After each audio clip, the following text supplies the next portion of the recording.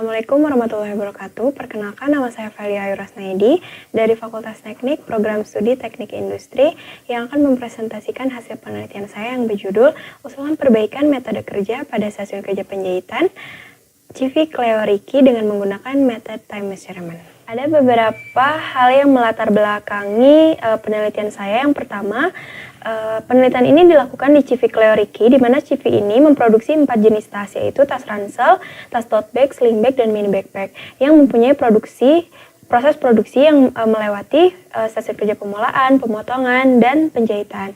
Di mana di sini juga ada metode kerja atau cara kerja yang membuat operator tidak nyaman, salah satu penyebab beban kerja mental terhadap operator itu sendiri. Terdapat data keterlambatan produksi dari CV Cleo Ricky, di mana dari keempat jenis tas yang diproduksi CV Cleo Ricky, terdapat 2 yang mengalami keterlambatan. Dari data keterlambatan produksi yang telah disebutkan, ada beberapa hal yang menyebabkan keterlambatan. Di antaranya, yang pertama, target produksi sebanyak 360 pieces per minggu, sedangkan produk yang tercapai adalah 270 pieces per minggu.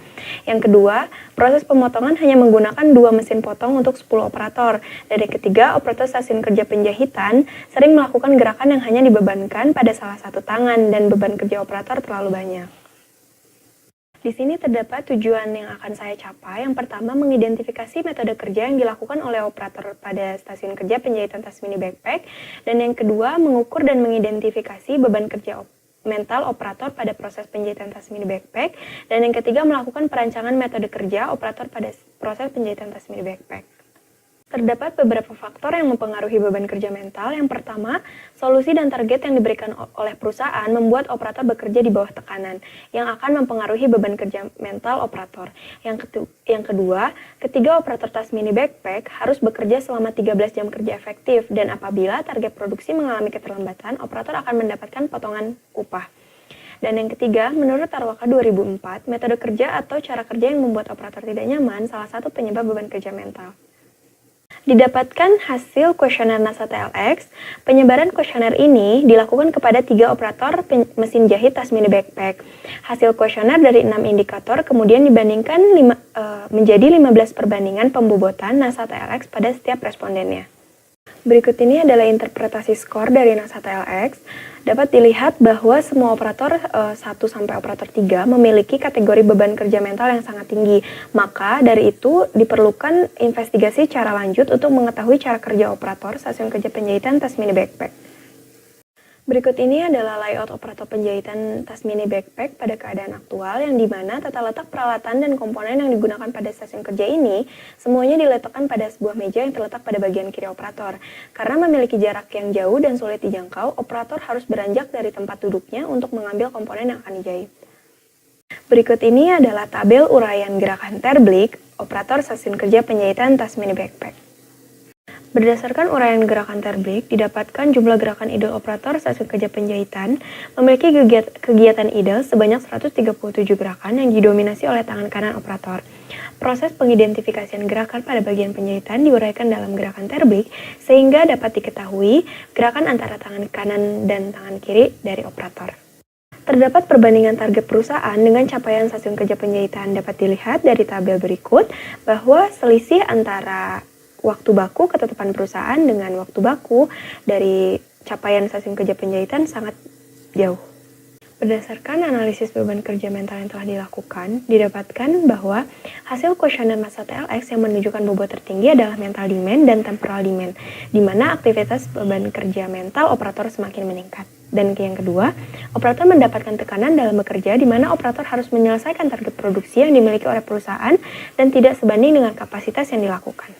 Dan kemudian adapun analisis metode kerja. Yang pertama, kegiatan menganggur dapat mempengaruhi waktu baku yang dihasilkan dalam proses pembuatan tas mini backpack.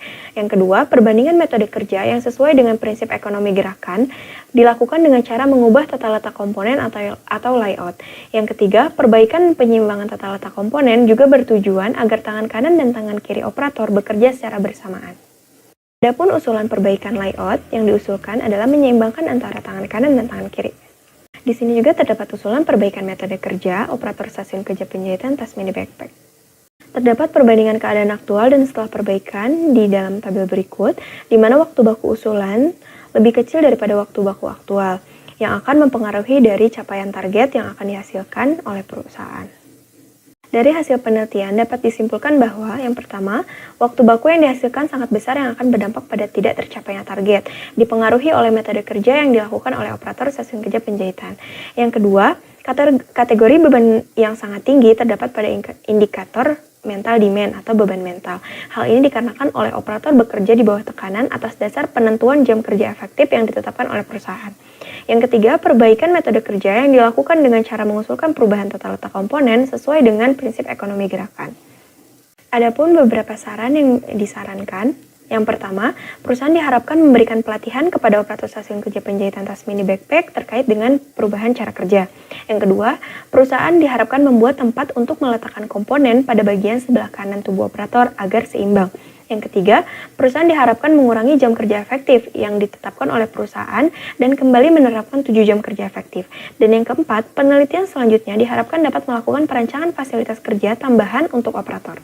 Sekian presentasi dari penelitian saya, kurang lebihnya saya mohon maaf bila taufiq wal hidayah. Wassalamualaikum warahmatullahi wabarakatuh.